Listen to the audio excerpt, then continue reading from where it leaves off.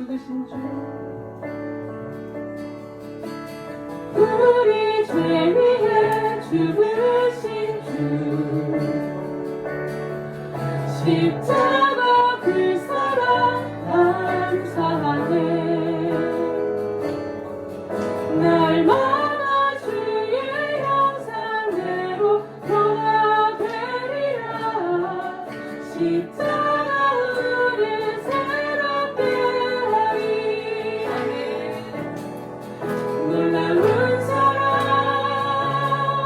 찬양하리라 우리를 위해 생명 주셨네 놀라운 사랑 찬양하리라 십자가의 그 능력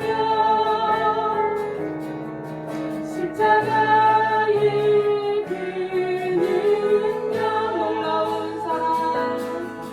놀라운 사랑 찬양하리라 우리를 위해 생명 주셨네 놀라운 사랑 찬양하리라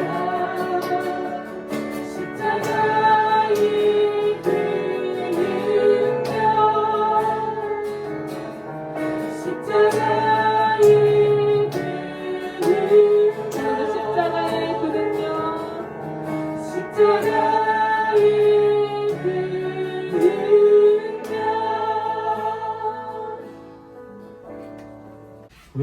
구약 성경 교독하시겠습니다. 창세기 2장 15절에서 17절, 3장 1절에서 7절 말씀입니다.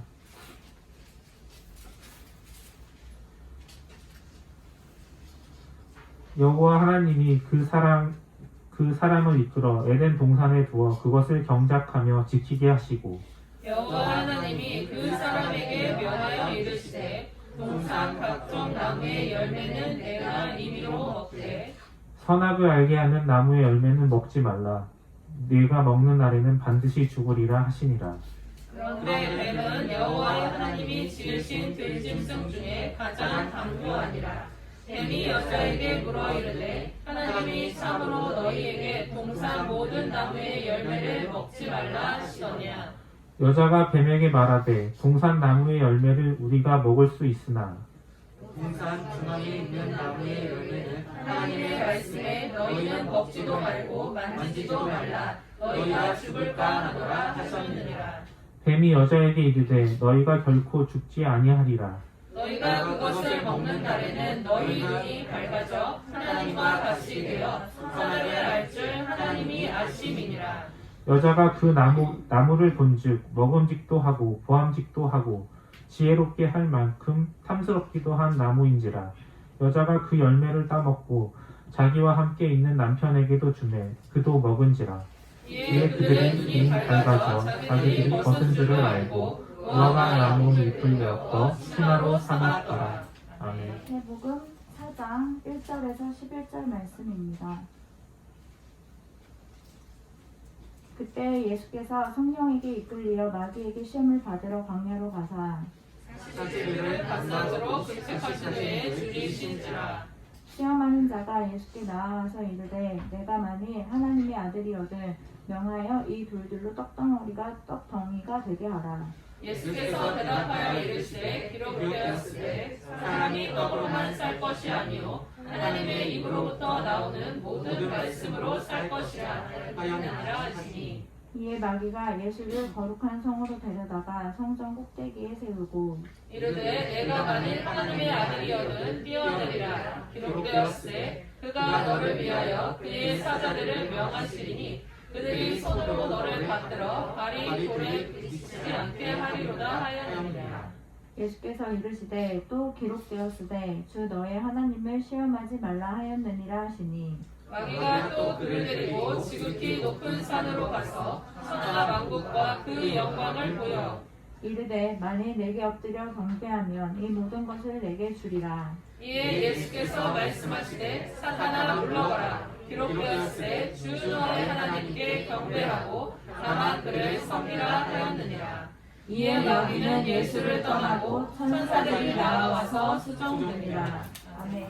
그러므로 한 사람으로 말미암아 죄가 세상에 들어오고 죄로 말미암아 사망이 들어왔나니 이와 같이 모든 사람이 죄를 지었으므로 사망이 모든 사람에게 이르렀느니라. 죄가 율법 있기도 전에도 세상에 있었으나 율법이 없었을 때에는 죄를 죄로 여기지 아니하였느니라. 그러나 아담으로부터 모세까지 아담이 범죄와 같은 죄를 짓지 않는 자들까지도 사망이 왕노릇하였나니 아담은 오실자의 모형이라. 그러나 이 의사는 그 범죄와 같지 아니하니 곧 한 사람의 범죄로 인하여 많은 사람이 죽었은즉 더욱 하나님의 은혜와 또 한 사람 예수 그리스도의 은혜로 말미암은 선물은 많은 사람에게 넘쳤느니라. 또 이 선물은 범죄한 한 사람으로 말미암 것과 같지 아니하니 심판은 한 사람으로 말미암아 정죄에 이르렀으나 은사는 많은 범죄로 말미암아 의롭다 하심의 이름이니라. 한 사람의 범죄로 말미암아 사망이 그 한 사람을 통하여 왕노릇하였은즉 더욱 은혜와 의의 선물을 넘치게 받는 자들은 한 분 예수 그리스도를 통하여 생명 안에서 왕노릇하리로다. 그런즉 한 범죄로 많은 사람이 정죄에 이른 것 같이 한 의로운 행위로 말미암아 많은 사람이 의롭다 하심을 받아 생명에 이르렀느니라. 한 사람이 이미 순종하지 아니함으로 많은 사람이 죄인된 것 같이 한 사람이 순종하심으로 많은 사람이 의인이 되리라. 아멘. 네, 오늘은 우리 슬픔의 비아 돌로로사라는 주제로 함께 하나님 말씀 나누도록 하겠습니다. 인간의 모든 죄의 시작이 참 아름답다고 생각되는 에덴 동산에서 시작됐다라는 것은 참 슬픈 일입니다. 에덴 동산에서 하나님은 인간을 창조하시고 또 인간을 그곳에 두시고는 안식하게 하면서 모든 그 각종 나무의 열매를 다 임의대로 마음껏 이렇게 먹게 하시고 그들에게 할 일을 주셨죠. 하나님께서 할 일을 주신 게 뭐였겠습니까? 세상은 하나님의 뜻에 따라서 경작하는, 하나님의 뜻을 따라서 세상과 사람을 서로 이렇게 보살피는 청지기의 일을 하게 하신 건데요. 근데 이 에덴 동산에서 하나님께서 한 가지는 제한하게 하셨죠. 그것은 바로 선과 악을 알게 한 나무의 열매를 먹지 말라고 한 것입니다. 우리는 선악과를 생각하면 좀 물리적으로만 생각하기 쉬워서 야 그래 선악과가 도대체 어떻게 생겼길래 그걸 먹었냐. 그리고 왜 하나님은 하필 이 선악과를 만드셔서 인간으로 하여금 타락하게 하셨는지를 우리 생각하는데, 하지만 온 세상의 주권을 가지신 이 영의 하나님을 묵상하다 보면 우리가 깨닫는 것이 있습니다. 선악과의 존재라고 하는 것은 딱히 우리 눈에 보이는 특정 어떤 물질이라기보다는 그것이 어떤 것이 되었든 간에 주인되는 하나님의 말씀에 순종하지 않았다는데 이것이 초점이 있다고 하는 것이에요. 정말 선악과를 먹고 싶었으면, 그리고 그 모든 것의 주인 되시는 분이 하나님이신 줄 그들이 알았다면 그러면 어떻게 했을까요? 아마 아담이라도 하나님께 물었어야 되지 않겠습니까? 하나님 이거 먹어도 될까요? 근데 그들은 묻지 않았고 자기대로 판단했고 먹어버렸습니다.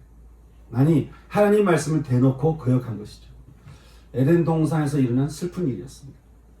이 슬픈 일에 대해서 창세기 말씀은 뱀의 등장으로부터 일이 시작되었다라고 말씀하고 있는데, 뱀을 보니까 하나님이 지으신 들짐승 중에 가장 간교했다 그렇게 표현하고 있는데, 뱀이라는 단어를 보니까 좀 재밌어요. 보니까 쉬 이런 소리를 내다, 속삭이다, 요술을 부리다 그런 뜻이 있는 거예요.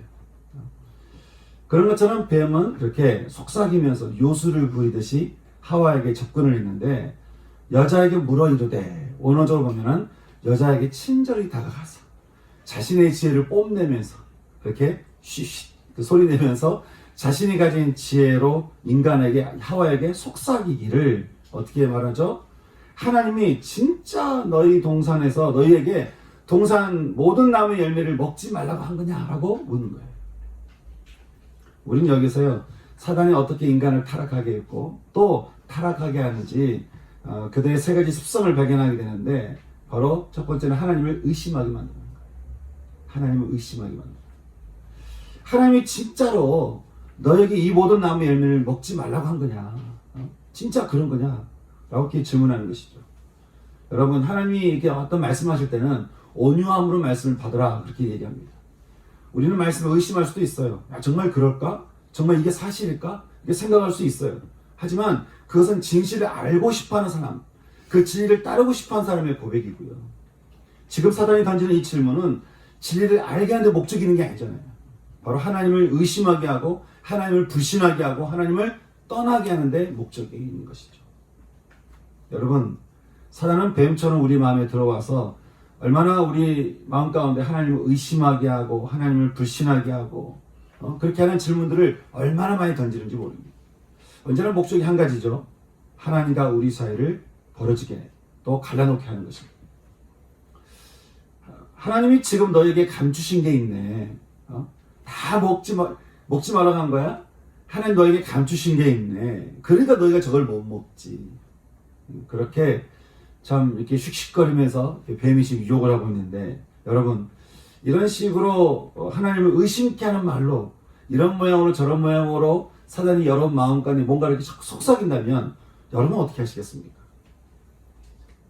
나중에 나오지만 주님은 두 가지 방법을 사용하셨죠. 하나는 말씀으로 대항하셨고, 그리고 그렇게 해도 계속 속삭이니까 주님 어떻게 하셨죠?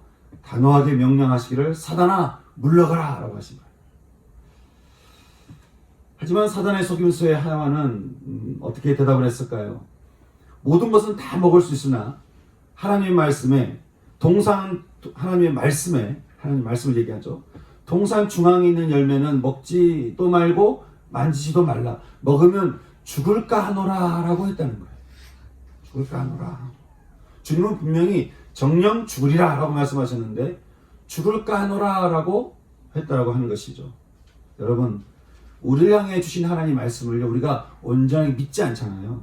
그걸 우리가 온영을 받지 않잖아요. 그렇게 말씀을 타협하지 않고 말씀을 있는 그대로 우리가 받아들이지 않잖아요. 그럼 이상하게 그 말씀을 우리 안에서 이게 변이게 됩니다. 너희가 먹는 날에는 반드시 죽으리라는 이 말씀을 뒤집어서 너희가 결코 죽지 아니하리라. 마치 무슨 굉장한 것을 깨달았다는 듯이 자신이 무슨 대단한 존재인 것 마냥 사단은 진리를 이렇게 뒤집어서 말하기를 너희가 결코 죽지 아니하리라. 근데 안타깝게도 이것은 아담과 하와의 믿음이 되고 말았습니다. 먼저는 하나님을 의심케 하는 질문을 던지더니 이제는 그 진리를 뒤집는 것이죠. 사단이 늘 우리에게 하는 방법입니다. 사단은 지금도 하나님 주신 이 질서의 이 진리를 얼마나 바꿔놓는지 모릅니다. 여러분, 사단이 지금 이 순간에도 우리 가운데 이렇게 속삭이면서 이 진리를 자꾸 바꿔놓는 작업들을 하는 것이 참 많은데, 가장 많이 바꿔놓으려고 애를 쓰는 작업이 뭐겠습니까? 뭐를 자꾸 바꾸려고 하겠어요? 하나님의 성품 중에 가장 으뜸된 성품이 뭐죠? 사랑이죠. 이거를 사랑을 바꾸려고 하는 거예요. 여러분, 사랑에 대해서 바울이 말하죠. 사랑은 오래 참고, 사랑은 온유하며, 사랑은 자랑하지 아니하며, 사랑은 교만하지 아니하며, 무례하게 행동하지 않고, 또 자기 유익을 우선하지 않으며, 분노를 쏟아내지 않고, 악한 것을 생각하지 아니하며, 불의를 기뻐하지 아니하고, 진리와 함께 기뻐하고, 모든 것을 참으며, 모든 것을 믿으며, 모든 것을 바라며, 모든 것을 견디는 것. 여러분, 이것이 사랑이라고 말씀하셨습니다. 여러분, 바울이 말하는 이 사랑이 지금 여러분이 하고 있는 사랑일까요? 우리가 하고 있는 이 사랑이 과연 성경에서 이야기하고 있는, 하나님께서 말씀하시는 그 사랑을 지금 우리가 하고 있는 걸까요? 여러분, 우리는 사람에 대해서 잘 오래 참지 못합니다. 우리가 정한 딱 한계선에서 어떤 사람은 한 5분 정도는 참을 수가 있고, 어떤 사람은 내가 10분 정도는 참아줄 수 있어. 하지만 어떤 사람은 어느 정도 이상, 자기가 정한 이상 참지 않는 것이죠. 마치 그게 당연한 것처럼. 또 우리는 얼마나 마음을 부드럽게 하거나 또 으쓱대거나 의식되지 않고 함부로 자기보다 존중하면서 모든 것을 참으며 믿으며 바라며 견디며 우리는 살아가고 있을 거예요. 우리는 각자 자기 생각이 옳은 대로 참을 수 없어하고 분노할 수 없으며 분노하며 마음을 거칠게 먹고 때로는 그래 저런 사람은 무시할 수도 있어 라는 생각으로 우리는 하고 있지는 않은지, 혹시 이게 지금 우리가 하고 있는 사랑은 아닌지. 하나님은 분명 그렇게 사랑이라고 그것이 사랑이라고 말씀하지 않는데 사단의 속삭임에 의해서 우리 안에서 바뀌어진 사랑, 혹시 우리가 그러고 있지는 않은지. 사단은 얼마나 시대를 넘어서 이 사랑이라는 이 진리를 이리 바꾸고 저리 바꾸면서 얼마나 우리들의 삶을 흔들어대는지 모릅니다. 여러분, 우리가 이 사단의 유혹에 넘어가지 않으려면 어떻게 될까요? 분명한 것은 우리가 붙들어야 될 기준을 우리가 분명히 붙들고 있어야 되는 것이죠. 주님의 말씀에 겸손히 엎드려 받아들일 때 말씀은 우리 삶의 기준이 되어서요, 이 뒤떨어진 진리를 우리가 대할 때마다 그것을 받아들이지 않을 수 있는 용기를 가지게 됩니다. 예전에 세성 목사님이 그런 말씀을 하신 적이 있어요. 책을 읽어도 한 번을 이 책 하나를 여러 번 읽어야 되는 이유가 있는데, 그렇게 여러 번을 읽게 되면은 적어도 누가 이 책에 대해서 누가 말을 할 때 그 말이 맞는지 안 맞는지를 구별할 수 있다는 거예요. 내가 뭐 대단한 지식이 없다 할지라도 여러 번 읽다 보면은 누가 이 책에 대해서 말하면 그것이 맞는지 안 맞는지를 알 수 있다는 것이죠. 여러분, 우리가 말씀을 자주 접하고 말씀을 자주 읽고 말씀을 자꾸 마음에 새기면 새길수록 사단이 자꾸 뒤집어 놓으려고 하는 그 유혹에 우리가 당하기 쉽겠습니까? 어려운 것이죠. 사단이 세 번째로 하와를 유혹했던 방법이 있습니다. 하나님을 의심하게 하고 진리를 뒤집어 엎은 그 사단은 이제 세 번째 거짓 메시지를 우리 가운데 심어놓는 것이죠. 너희가 이것을 먹는 날에는 너희가 하나님처럼 될 수 있어. 여러분, 얼마나 이게 달콤한 유혹이었을까요? 너희도 하나님처럼 될 수 있어. 너희 눈이 밝아질 거야. 성강하게 익숙해지는 새로운 세상을 보게 될 줄 하나님도 알고 있었어. 그러니까 선악과를 먹고 너도 하나님처럼 되라는 거야. 전능자가 되고 싶어하는 이 세대에는 어쩌면 이 사단의 이 유혹이 얼마나 달콤한 유혹이 될지, 너가 뭐든지 다 알 수 있어, 이렇게 유혹을 하는 것이죠. 그렇게 거짓 메시지를 던졌던 이 사단의 말에 믿음이 생겼던 이 하와는 그전에는 그렇게 보이지 않던 선악과가 그렇게 아름다워 보일 수 없는 거예요. 그렇게 달콤해 보일 수 없는 것이죠. 결국 손을 내밀어서 선악과를 먹기 시작했고, 이게 또 뭐가 좋은 거라고 또 이걸 따라서 남편을 또 줘요. 그래서 나만 먹을 수 없다. 그래서 이렇게 아담에게도 줘서 먹게 한 것이죠. 사단의 말에 귀를 기울였던 그들의 선택이 사실은 하나님을 부정하고 하나님을 거역하는 죄라는 것을 그들은 깨닫지 못했습니다. 우리는 그 슬픈 현실이 어떻게 지금 이 시대에 우리들에게도 슬픈 현실이 되고 있는지, 오늘 우리 함께 읽었던 말씀에서 바울이 한 이야기를 우리가 기울일 필요가 있는데, 그러면서 이제 이 슬픔의 시대에 우리는 또 어떻게 하면 이 슬픔을 이 슬픔에서 벗어날 수가 있는지, 어떻게 하면 우리가 이 슬픔의 시대에서 벗어나서 하나님 주시는 은혜의 시대를 우리가 살 수 있는지. 인간은 선악과를 먹고서 이제 불순종함으로 에덴 동산에서 나가야만 했지만, 여러분, 이것을 누구보다 슬픔으로 바라보는 분이 계셨죠. 바로 하나님 아버지십니다. 하나님이 진짜 슬퍼하셨을까? 성경에 보게 되면 성경 곳곳에 죄를 지은 인간에 대한 하나님의 슬픔이 가득 담겨져 있는 것을 보게 되죠. 언젠가 성경 말씀을 쭉 보는데, 성경 말씀을 통독한다고 창세기부터 쭉 보는데 나도 모르게 그런 마음 드는 거예요.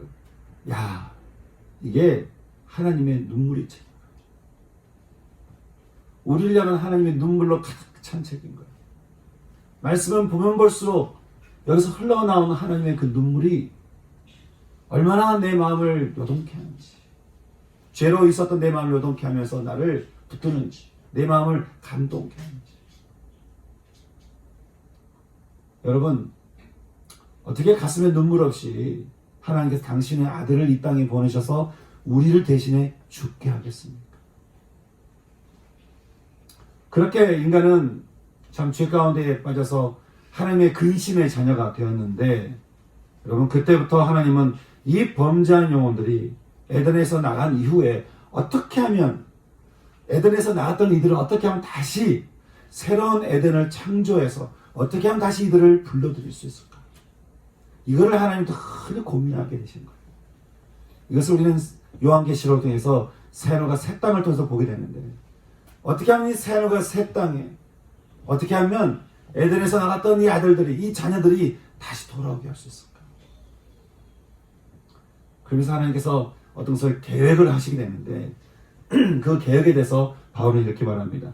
한 사람으로 말미암아 죄가 세상 안으로 들어왔고, 그 죄로 말미암아 모든 사람 누구라도 예외 없이 다 죄에 연루되었다는 것이죠.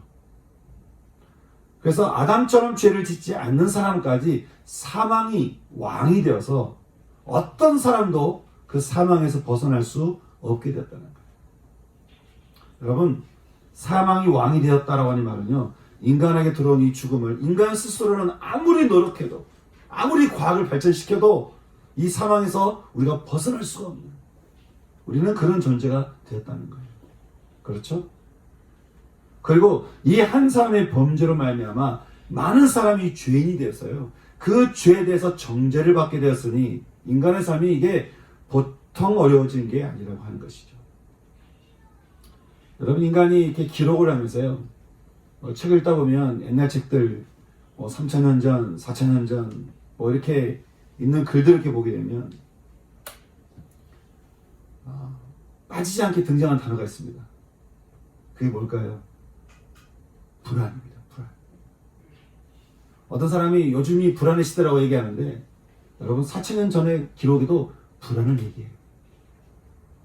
글이라고 하는 것이 생겨난 이후부터 인간은 계속 불안에 대한 글을 썼어요. 그리고 근심에 대한 글, 걱정에 대한 글. 우리 인간은 늘 두려워했어요. 아무리 시대가 발전해서 좋은 얘기 나와도요, 이 불안에서 우리를 정말 자유케해줄 약이 없어요. 아무리 기막힌 과학이 발견돼도 인간의 두려움에서 벗어나게 해줄 것이 없는 것이죠. 아무리 많은 지식을 배워도요, 근심만 드러날 뿐 세상의 문제를 풀 수 있는 길이 보이지 않는 것이 현실인 것입니다. 그래서 어떤 분이 참 가정이 깨진 상태로 와서 저한테 묻는 거예요. 목사님, 우리가 이제 더 이상 해볼 게 없습니다. 우리가 이제 어떻게 할까요? 해봤대요. 이렇게 되고 저렇게 되고 상담도 받아보고 다 했대요. 아니, 목사님, 이제 우리가 어떻게 해야 될까요? 어떤 분 또 그렇게 얘기하세요. 더 이상 자신이 갖고 있는 문제를 풀 수가 없대요. 어떻게 될지 모르겠대요. 어떻게 살아야 될지 모르겠대요. 그래서 눈물로 얘기하는 거예요. 목사님, 저 이제 어떻게 살아야 돼요? 어떻게 살아야 돼요? 저 사실 이게 다 우리들의 목소리인 것 같아요. 사실 이것이 다 우리 시대의 목소리인 것 같아요. 그럴 때마다 제 안에 드는 한 가지 마음이 있는 것이죠. 우리를 이렇게 만든 한 사람, 그 한 사람이 아닌, 이런 우리들로부터 우리를 자유케 하고 우리의 모든 문제로부터 벗어나게 해주는 또 다른 한 사람을 생각하는 거예요. 한 사람의 범죄로 인해서 많은 사람이 정죄에 이른 것 같이 이 한 사람의 은사로 인해서 많은 사람이 의롭다 하심을 받게 되었다라고 하는 것이죠. 또 한 사람의 범죄로 사망이 사람들에게 왕노릇한 것 같이 또 한 사람의 은사로 인해서 생명이 왕노릇하게 되어서 그로 인해서 사람들은 의롭다함을 얻게 되는, 생명을 얻게 되는 존재가 되었다고 하는 거예요. 또 한 사람의 불순종으로 많은 사람이 죄 있는 것 같이 또 한 사람의 순종하심으로 많은 사람이 의롭게 되었다라고 하는 이 한 사람. 그렇게 인간이 맞이하게 되는 모든 슬픔의 현실을 다 스스로 당하시고는 죽으시고 부활하심으로써 그를 믿는 자마다 누구든지 누가 됐든지 간에 그를 믿는 자마다 멸망하지 않고 영생을 얻게 하셨던 그 한 사람. 바울은 그 그 한 사람을 이렇게 표현하고 있습니다. 그는 하나님의 은사다. 은사를 영어로 표현하면요, free gift. free gift. 공짜 선물. 거저 주는 선물. 슬픔의 현실을 살아가는 우리들에게 하나님께서 우리에게 주신 것이 있는데 그것은 바로 거저 주는 선물을 줬다는 것. 은사. 우리를 그 슬픔의 현실에서 벗어나게 해주는 그 은사를 우리에게 주셨다고 하는 것이죠. 그래서 우리가 그런 찬양 있잖아요. 은혜 아니면 살아갈 수가 없네. 봄마저도 다 주의 것이니 세상 평안과 위로 내게 없어도 오직 예수뿐이네. 그 신계외 다 볼 수도 없고 작은 고난에 지쳐도 주께 묻기 나의 모든 삶 견디고 이기게 하시네. 은혜 아니면 살아갈 수가 없네. 나의 모든 것 다 주께 맡기니 참된 평안과 위로 내게 주신 주 예수 오직 예수뿐이네. 여러분, 우리가 왜 예수 할까요? 우리가 왜 주장창 예수 얘기를 할까요? 우리는 왜 예수님만을 꼭 믿어야만 할까요? 길이 거기밖에 없기 때문입니다. 이단들이 말하는 것처럼요, 예수님은 그냥 좋은 분, 훌륭한 분이 아닌 거예요, 여러분. 예수님은 좋은 분이 아니라 절대인 것입니다. 문이 거기밖에 없어요. 그리고 그분은 절대적으로 우리를 구원 가운데로 인도하는 것이죠. 사랑하는 성도 여러분, 저는 저와 여러분의 삶에 언제나 이 하나님이 주신 이 은사, 이 거저 주시는 선물인 예수님만이 여러분의 길이요, 진리요, 생명인 줄 여러분 믿으시기 바랍니다. 그리고 평생 그 한 길로 살아갈 수 있는 전 저와 여러분 될 수 있기를 소망하는 것입니다. 어떨 때는 이 길을 가기가 너무 힘들고 어려울 수 있어요. 세상의 물길이 워낙 거세니까요. 세상의 풍조라고 하는 것, 세상의 유행이라고 하는 것, 세상의 눈길이라고 하는 것이 굉장히 거세니까요. 여러분, 그럴 때는 우리가 어떻게 될까요? 손을 내밀어 잡아주시는 우리의 긍휼의 하나님, 자비의 하나님을 찾는 거예요.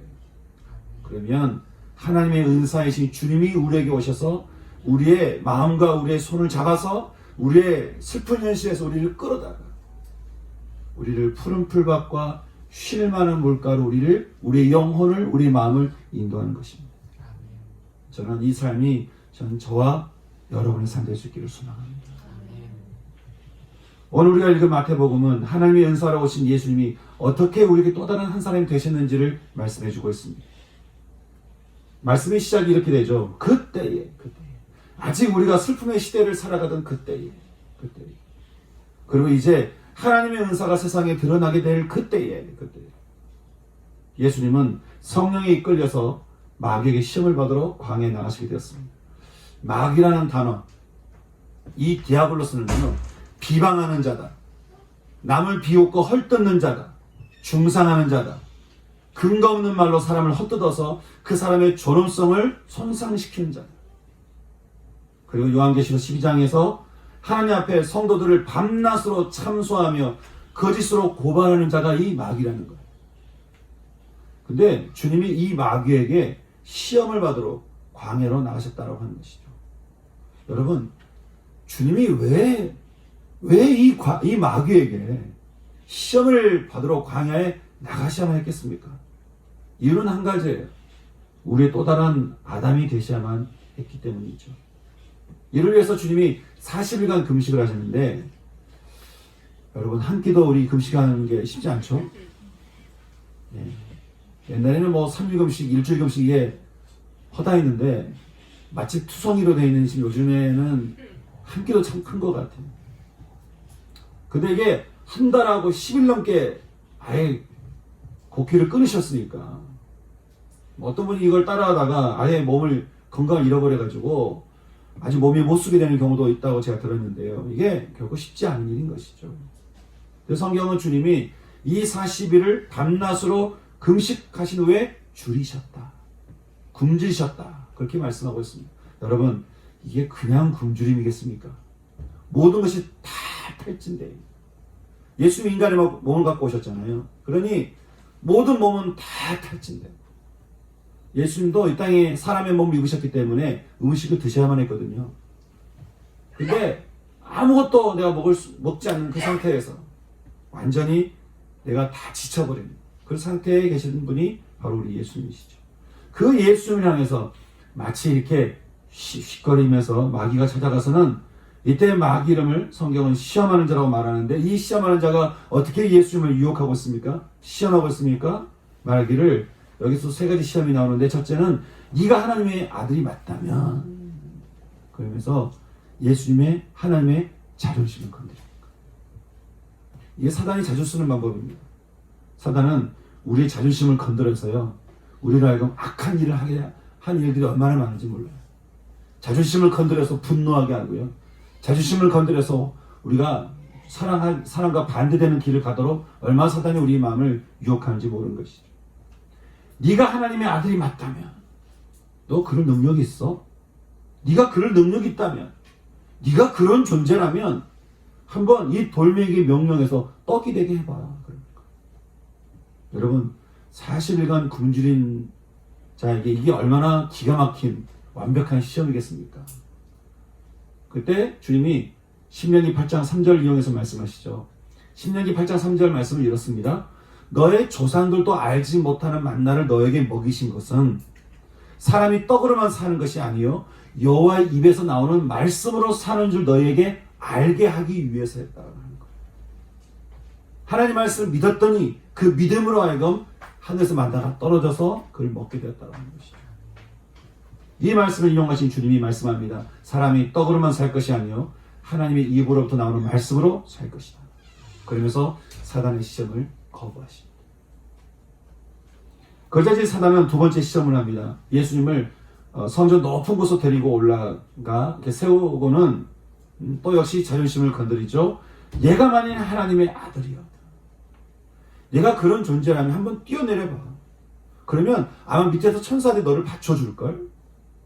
너의 존재를 한번 증명해봐. 여러분, 만약에 진짜로 주님이 많은 사람들이 몰려있는 성전 꼭대기에 떨어지셨는데 천사들이 밑에서 딱 받쳐줬다, 이런 일들이 일어났다, 그러면 어떻게 됐을까요? 예수는 순간 스타가 되셨겠죠? 그럼 거기서 어떻게 두 번째 아담의 길이 열렸겠고, 거기서 어떻게 우리의 구원의 길이 열렸겠습니까? 주님 말씀합니다. 기록되었을 때 주 너의 하나님을 시험하지 말라. 사단아, 너의 하나님을 시험하지 말라. 그러면서 신명기 6장 16절 말씀으로 마귀의 유혹을 또 거부하십니다. 그러자 이제 사단은요, 믿자 본전이라고 했던지 또 예수님을 시험합니다. 아주 끈질기게 하는 것이죠. 그러면서 지극히 높은 산, 모든 세상이 다 보이는 곳으로 데리고 올라가서는 사단이 이렇게 또 시험하는 거예요. 야, 너 나한테 절하면 이 모든 세상과 영광을 내가 너한테 다 줄게. 그렇게 얘기합니다. 저는 이 말씀 묵상하면서요, 분명히 나중에 보면은 천사들이 와서 예수는 수종 들더라라고 하잖아요. 이 말씀을 하고 있는 이 현장 옆에 분명히 천군 천사를 이끌고 있는 미가엘 천사도 있었을 거고, 가브리엘 천사도 있었을 거고, 모든 천사들이 다 보고 있었을 건데, 그 천사들이 얼마나 어이없어 할까? 야, 너 참 대단하다. 근데 여러분, 사기꾼은 목적을 이룰 때까지 집요하게 어떤 말에도 막 던지잖아요, 그냥. 그렇게 던지면서 예수님을 시험하는 그 사단에게 주님이 더 이상 말씀을 들으려고도 하지 않고 순종하려고 하지도 않는 이 사단에게 주님이 마지막으로 이렇게 말씀하십니다. 사단아 물러가라. 좀 속된 표현 하자면요. 사단아 꺼져라. 그러면서 신명기 6장 13절 말씀인 너는 너의 하나님 여호와를 경외하며 그를 섬기라는 말씀을 인용하시면서 기록되었을 때 주 너의 하나님께 경배하고 다만 그를 섬기라 하였느니라 라고 말씀하신 겁니다. 인간이신 하나님이 인간 오셨지만 하나님이신 그 예수님 호통에 떠나가게 된 그 자리에서 천사들이 나와 예수님을 이제 수정되더라고 성경은 말씀하고 있는데 여러분 하지만 여러분도 알다시피 사단의 이 시험이 여기서 끝난 게 아니잖아요. 주님이 십자가의 자리까지 얼마나 집요하게 예수님 곁에서 또 예수님의 사람들을 유혹하면서 시험했는지 여러분 그 사단이 그렇게 집요하게 시험했던 그 모든 시험과 유혹이 어느 시점에서 딱 끝납니다. 예수님 향해서. 그게 언제였을까요? 예수님이 부활하셨을 때.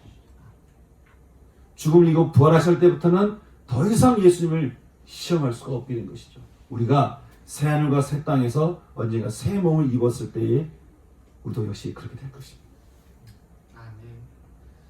하지만 그때까지 주님은 우리를 대신해 슬픔의 비아돌로로서 고난의 길을 걸어가셔야만 했고 십자가에서 죽으셔야만 했습니다. 교회는 주님의 이 발걸음을 따라서 사순절이라고 하는 사실 지난주 수요일부터 시작해서 부활로 오신 이 날인 주일을 제외한 40일을 우리는 사순절의 절기로 이렇게 지키게 되는데요. 저는 우리들의 슬픔을 짊어지신 이 슬픔의 비아돌로로서 이 사순절 기간 동안 전 여러분도 이 길에 가신 주님 따라서 우리 함께 이 길을 걸어가며 이 길에 사실 우리가 가야 될 길인데 먼저 가셔서 이 길을 통해서 우리로 하여금 구원의 길을 열어주신 그 주님께 감사하면서 또 역시 아직 이 길을 알지 못하는 그래서 여전히 슬픔의 길을 가고 있는 여전히 비아 돌로로사를 그 길을 가고 있는 우리 주변의 우리 친구들과 우리 이웃들 그들을 위해서 함께 우리가 기도하면서 하나님 그들의 영혼도 불쌍히 여겨 주시옵소서. 하나님 그들의 영혼도 긍휼히 여겨 주시옵소서. 주님 우리가 걸어가야 될 비아 돌로로사의 그 길을 주님이 대신 걸으시고 우리로 하여금 새로운 길을 가게 하셨는데 하나님 아직 이 길에 들어서지 못한 우리 주변의 가족들, 친구들 하나님 그들을 불쌍히 여기사 저를 긍휼히 여겨 주셔서 이 길로 오게 하신 것처럼 하나님 그들도 긍휼히 여겨 주시옵소서. 그렇게 기도하며 나갈 수 있는 전 저와 여러분 될 수 있기를 소망하는 것입니다.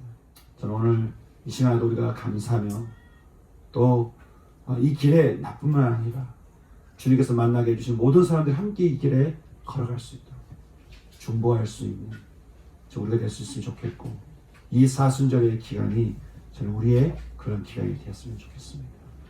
여러분 주님께서 우리를 위해 중보하심으로 성령께서 우리를 위해 중보하심으로 새로운 길을 가게 하신 것처럼 우리도 함께 주님의 길을 따라서 주님께서 만나게 해주신 모든 사람들을 위해 기도하며 중보하며 그들 역시 생명의 길을 갈 수 있도록 여러분 계속해서 부활절 전까지 기도하며 나갈 수 있는 저와 여러분 모두 될 수 있기를 소망하는 것입니다.